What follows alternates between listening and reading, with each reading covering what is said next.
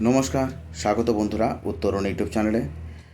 পশ্চিমবঙ্গ গ্রাম পঞ্চায়েত নিয়োগ এবং WBPSC miscellaneous 2026 GK প্রস্তুতি হিসাবে আজকে পঞ্চম দিনে উপস্থিত হলাম। ইতিপূর্বে আমি 4টি ভিডিও দিয়ে দিয়েছি, আজকে পঞ্চম ভিডিও। আজকে যে প্রশ্নগুলো তুলছি বা 5টি পর্বে, যে টোটাল 5টি পর্ব হচ্ছে, আমরা বিভিন্ন বিগত যে চাকরি পরীক্ষাগুলো প্রশ্নগুলো এসেছে, বিশেষ করে ভারতের ইতিহাস, ভারতের ভূগোল, পশ্চিমবঙ্গ থেকে এবং সাধারণ বিজ্ঞান থেকে যে প্রশ্নগুলো এসেছে, সেটা কখনো মিসলেনিয়াস পরীক্ষা হতে পারে, কখনো এসএসসি গ্রুপ সি হতে পারে, কখনো গ্রুপ ডি হতে পারে, কখনো এসএসসি পরীক্ষা হতে পারে, কখনো পুলিশের কনস্টেবল পরীক্ষায় যে প্রশ্নগুলো এসেছে সেইগুলো এখানে ক্রমাগত তুলে ধরছে একটা সিরিজ হিসেবে। তাই সময় না নষ্ট করে আজকের মূল ভিডিও চলে যাব বন্ধুরা। আজকের প্রথম প্রশ্ন, বিখ্যাত সাঁচি স্তূপ কে নির্মাণ করেন? এটি ডাব্লিউবিপিএসসি ফুড এসআই পরীক্ষায় 2019-এ প্রশ্নটি এসেছিল। অশোক, চন্দ্রগুপ্ত মৌর্য, অজাতশত্রু না শশাঙ্ক? প্রত্যেকেই জানেন যে সাঁচি স্তূপ নির্মাণ করেছিলেন মৌর্য সম্রাট অশোক 3য় শতকে। সালটাও মনে রাখবেন, সময়টা মনে রাখবেন, 3য় শতকে। এবং এই নির্মাণ কাজের দেখাশোনাটা করেছিলেন অশোকের স্ত্রী দেবী। বর্তমানে সাঁচি স্তূপ মধ্যপ্রদেশে রায়সেন জেলায় অবস্থিত। এবং সেই সঙ্গে বলে রাখি, সাঁচি স্তূপ কিন্তু ইউনেস্কো স্বীকৃত হয়েছিল 1989 খ্রিস্টাব্দে। মনে রাখবেন, এই সালটি অবশ্যই মনে রাখবেন যে সাঁচি স্তূপ কত সালে ইউনেস্কো স্বীকৃত হয়? 1989 খ্রিস্টাব্দে। চলে যাব পরবর্তী প্রশ্ন। চলে এলাম পরবর্তী প্রশ্ন, খুবই গুরুত্বপূর্ণ প্রশ্ন, যেটা ওয়েস্ট বেঙ্গল পুলিশ 2015 পরীক্ষায় এসেছে। কর্কটক্রান্তি রেখা নিচের কোন জেলার উপর দিয়ে গেছে? কুচবিহার, মালদহ, নদিয়া না দক্ষিণ চব্বিশ পরগনা? প্রত্যেকেই জানেন যে কর্কটক্রান্তি রেখা পশ্চিমবঙ্গের নদিয়া জেলার উপর দিয়ে গেছে, তাহলে এখানে উত্তর হবে অপশন সি, নদিয়া। চলে এলাম পরবর্তী প্রশ্ন, শ্রী চৈতন্যদেবের আবির্ভাব কোন আমলে? প্রশ্নটি এসেছে ডাব্লিউবিসিএস প্রিলি পরীক্ষায় 2003। রবীন শাহ, রাজা গণেশের আমলে, হোসেন শাহের আমলে না নাসিরউদ্দিন শাহের আমলে? শ্রী চৈতন্যদেবের আবির্ভাব প্রত্যেকেই জানেন যে নদিয়া জেলার নবদ্বীপে, এবং সালটা ছিল 1486। এবং সেই সময় বাংলার অন্যতম শ্রেষ্ঠ সুলতান ছিল আলাউদ্দিন হোসেন শাহ। তার পরবর্তীকালে নসাদ শাহ। তাহলে এখানে হবে উত্তর অপশান সি, আলাউদ্দিন হোসেন শাহ। চলে এলাম পরবর্তী প্রশ্ন, নিচের কোন শাস্ত্রীয় নৃত্যশৈলীর নামকরণ একটি গ্রামের নাম অনুসারে করা হয়েছে? দারুণ প্রশ্ন, ওয়েস্ট বেঙ্গল পুলিশের পরীক্ষায় এসেছিল 2021 সালে। কি সেই নৃত্যশৈলীটি কী? নৃত্যটা কি? ভারতীয় নৃত্যটা মোহিনীয়াট্টম, কথাকলি, কুচিপুড়ি না ভারতনাট্যম? উত্তরটা হবে অপশান সি, কুচিপুড়ি। অন্ধ্রপ্রদেশের একটি গ্রামের এই নৃত্যটির জন্ম হয় এবং গ্রামটির নাম ছিল কুচিপুড়ি, তাই নৃত্যটির নাম হয় কুচিপুড়ি। তাহলে উত্তর হবে অপশান সি। স্পঞ্জ কি? প্রশ্নটি এসেছে ওয়েস্ট বেঙ্গল পুলিশ 2019 পরীক্ষায়। তাহলে স্পঞ্জ হলো কি? জীবাশ্ম, ছত্রাক, জীবদেহ, উদ্ভিদ। আপনারা প্রত্যেকেই জানেন বন্ধুরা, স্পঞ্জ হচ্ছে আদিম বহুকোষী এক প্রকার প্রাণী, যেটা সমুদ্রের তলদেশে বাস করে। দেহে অসংখ্য ছিদ্র আছে, জল শোষণ করতে পারে এবং এরা হচ্ছে পরিফেরা পর্বের অন্তর্গত। তাহলে এটি হবে অপশন সি, জীবদেহ। আর আমরা ধোঁয়া মোচা পরিষ্কার করার জন্য যে কৃত্রিম স্পঞ্জ ব্যবহার করি সেগুলো হচ্ছে সেলুলোজ ফাইবার জাতীয়। হ্যাঁ, তাহলে এখানে উত্তর হবে অপশন সি, জীবদেহ। চলে এলাম পরবর্তী একটি গুরুত্বপূর্ণ প্রশ্ন, লবণ সত্যাগ্রহ আন্দোলনে গান্ধীর সঙ্গে কে নেতৃত্ব দিয়েছিলেন?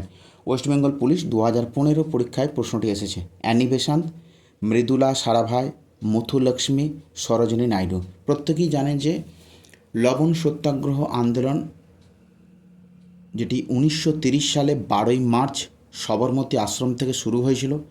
গান্ধীজির নেতৃত্বে 78 জন অনুগামী তার সাথে পথে হেঁটেছিলেন এবং 6ই এপ্রিল গুজরাতের ডান্ডি উপকূলে সমুদ্রের জল থেকে লবণ তৈরি করেছিলেন। তাকে ডান্ডি অভিযানও বলা হয় এই জন্যে। এবং গান্ধীজির সঙ্গে নেতৃত্ব দিয়েছিলেন, এখানে হবে অপশন ডি, সরোজিনী নাইডু। চলে এলাম বন্ধুরা পরবর্তী প্রশ্নে। এই প্রশ্নটি ডাব্লিউবিসিএস প্রিলি পরীক্ষায় 2021 এসেছিল। সুন্দরবনের সীমানা নির্দেশ করেছিলেন অপশান এ হ্যামিল্টন সাহেব, option B major William Tolly, option C Scott না অপশান ডি ড্যাম্বিয়ার ও হজেস? উত্তর হবে অপশান ডি, ড্যাম্বিয়ার ও হজেস। আপনারা প্রত্যেকেই জানেন যে সুন্দরবন হচ্ছে 4000 বর্গ কিলোমিটার যার আয়তন। এখানে 102টি দ্বীপ আছে, তন্মধ্যে 52টি দ্বীপে জনবসতি বাস করছে, বাকি দ্বীপগুলিতে অরণ্য দ্বারা, গাছপালা দ্বারা আবৃত। এবং সেই সঙ্গে আমাদের আরও মনে রাখতে হবে যে 1997 সালে 6ই ডিসেম্বর কিন্তু ওয়ার্ল্ড হেরিটেজ সাইটের কিন্তু অন্তর্ভুক্ত হয় সুন্দরবন। চলে যাব পরবর্তী প্রশ্ন। চলে এলাম পরবর্তী প্রশ্ন, একটি খুবই গুরুত্বপূর্ণ প্রশ্ন। ভিভিআই পার্ক স্ট্রিটের নতুন নামকরণ কার নামে হয়েছে? এই প্রশ্নটি এসেছে WBSSC group D 2016। Jagadish Chandra Bose, Derozio, Mother Teresa না নেতাজি সুভাষ? এখানে বলে রাখি পার্ক স্ট্রিটের নতুন নামকরণ করা হয়েছে শ্রদ্ধেয়া মাদার টেরেসাকে শ্রদ্ধা নিবেদনের উদ্দেশ্যে পার্ক স্ট্রিটের নতুন নামকরণ করা হয়েছে মাদার টেরেসা। তাহলে উত্তর হবে অপশান সি। প্রশ্নটি কিন্তু খুবই গুরুত্বপূর্ণ। এলাম পরবর্তী প্রশ্ন, আনন্দমঠ গ্রন্থের লেখক হলেন? এই প্রশ্নটি এসেছে WBSSC গ্রুপ সি পরীক্ষায় 2016। মধুসূদন দত্ত, স্বামী বিবেকানন্দ, নবীনচন্দ্র সেন, বঙ্কিমচন্দ্র চট্টোপাধ্যায়? আপনারা প্রত্যেকেই জানেন যে আনন্দমঠ গ্রন্থে রচিত হচ্ছেন অপশন ডি বঙ্কিমচন্দ্র চট্টোপাধ্যায়। তিনি একজন ঔপন্যাসিক ছিলেন। গ্রন্থ আকারে প্রকাশিত হয় আনন্দমঠ 1882 সালে এবং এর প্রেক্ষাপট ছিল 1770 সন্ন্যাসী বিদ্রোহ এবং 76 মন্বন্তরে, যে প্রেক্ষাপটের ওপরে অনুপ্রাণিত হয়ে ঔপন্যাসিক বঙ্কিমচন্দ্র চট্টোপাধ্যায় আনন্দমঠ উপন্যাসটি লিখেছিলেন। চলে এলাম পরবর্তী প্রশ্ন, রবীন্দ্রনাথের তাসের দেশ কোন ধরনের রচনা? প্রশ্নটি এসেছে WBPSC মিসলেনিয়াস 2005। অপশানগুলো কী দেওয়া আছে? বাংলা নাটক, উপন্যাস, ছোট গল্প না কবিতা? উত্তরটি হবে এটি, তাসের দেশ হচ্ছে রবীন্দ্রনাথ ঠাকুরের লেখা একটি বাংলা নাটক। এই নাটকটি প্রকাশিত হয় 1933 খ্রিস্টাব্দে এবং এই নাটকটি উৎসর্গ করেছিলেন রবীন্দ্রনাথ ঠাকুর নেতাজি সুভাষচন্দ্র বসুকে। পরবর্তী প্রশ্ন, পশ্চিমবঙ্গের বীরভূম জেলার কোথায় সবচেয়ে কম বৃষ্টিপাত হয়? বক্রেশ্বর, ময়ূরেশ্বর, আসানসোল, সাঁইথিয়া? উত্তর হবে অপশন বি, ময়ূরেশ্বর হচ্ছে সবচেয়ে কম বৃষ্টিপাত হয় বীরভূম জেলায়। উত্তর বি, ময়ূরেশ্বর। চলে এলাম পরবর্তী একটি গুরুত্বপূর্ণ প্রশ্ন, ইসরো এর সদর দপ্তর কোথায় অবস্থিত? আহমেদাবাদ, বেঙ্গালুরু, শ্রীহরিকোটা না তিরুবনন্তপুরম? উত্তর প্রত্যেকেই জানেন যে ইসরোর সদর দপ্তর হচ্ছে অপশন বি, বেঙ্গালুরুতে অবস্থিত।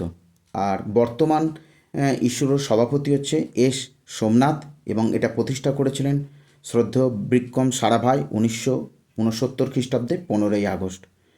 এটুকু মনে রাখতে হবে বন্ধুরা, প্রশ্নটি খুবই গুরুত্বপূর্ণ। চলে যাচ্ছি পরবর্তী প্রশ্ন। চলে এলাম পরবর্তী প্রশ্ন, প্রশ্নটি খুবই গুরুত্বপূর্ণ। মিনামাটা রোগ কোন দূষকের কারণে ঘটে? আর্সেনিক, সীসা, পারদ, তামা? প্রত্যেকেই জানেন যে মিনামাটা রোগ কিন্তু অপশন সি পারদের জন্য হয়। এটি হচ্ছে মিথাইল মার্কিউরি বিষক্রিয়া ঘটিত একটি স্নায়ুবিক ব্যাধি। শিল্প বজ্রের দূষিত জল যখন সমুদ্রের জলে মেশে সমুদ্রের জল দূষিত হয়ে ওঠে, তার ফলে সামুদ্রিক বিভিন্ন মাছের শরীরে বিষক্রিয়া তৈরি হয় এবং সেই মাছ খাওয়ার ফলে বা ভক্ষণের ফলে মানবদেহে রোগ সৃষ্টি হয় এবং এটি একটি স্নায়ুবিক ব্যাধি। তাহলে উত্তর হবে অপশান সি, পারদ। চলে এলাম বন্ধুরা আমরা পরবর্তী প্রশ্নে। সরলবর্গীয় অরণ্যে মধ্য অক্ষাংশের নাতিশীতোষ্ণ জলবায়ু অঞ্চলে কোন মৃত্তিকা লক্ষ্য করা যায়? ল্যাটেরাইট মৃত্তিকা, পটসল মৃত্তিকা, গ্রে মৃত্তিকা না বরফ মৃত্তিকা? প্রত্যেকেই জানেন যে উত্তর হবে অপশান বি, পটসল মৃত্তিকা। পটসল মৃত্তিকা হচ্ছে একটি আম্লিকধর্মী মৃত্তিকা। সরলবর্গীয় বনভূমি অঞ্চলে সাধারণত নাতিশীতোষ্ণ জলবায়ু অঞ্চলে মৃত্তিকা দেখা যায় এবং সরলবর্গীয় গাছের পাতা, ফুল, ফল পচে গিয়ে এই মৃত্তিকা তৈরি হয়। চলে যাব আমরা পরবর্তী প্রশ্নে।